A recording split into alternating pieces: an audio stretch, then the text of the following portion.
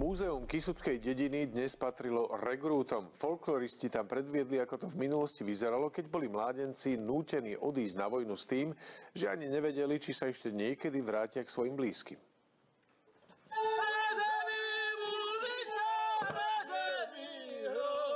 Odchod na vojnu to určite nebola jednodňová záležitosť. O tom, že mladí muži dostali povolávací rozkaz, vedela celá dedina. Počas tých jesenných večerov sa mladenci stretávali, spievali, tancovali, hrali s heligonkou, občas niečo vyparatili. Do krčím sme išli, tam sme si pospievali, porozlučovali sa s dievčatami. Najdôležitejší bol večer pred samotným narukovaním do armády.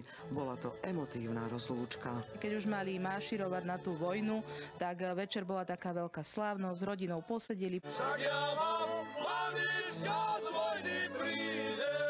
Stalo sa, že tí chlapi aj zomierali na tých vojnách, takže preto tieto rozlúčky znázorňujeme, ako to tak približne bolo. Mamiči frajerky im do drevených kufrov zbalili najmä oblečenie, aj keď regrútov čakal život v uniforme. Krpce, košele, lajbliky. Dávali im všetko, čo také tie predmety, ktoré im pripomínali tú frajerku. Dávali aj modlitevnú knižku, pálenku. Žienky na vojnu chlapov vždy riadne vypravili. Pripravovali im aj kapusňaky. Niečo aj na cestu, nejaké buchty, sláninu, aby mali čo pojesť. Potom ich blízky odprevadili na cestu do kasární. V múzeu Kysuckej dediny regrúti symbolicky nastúpili na malý vláčik, ktorý jazdí po lesnej úvraťovej železničke.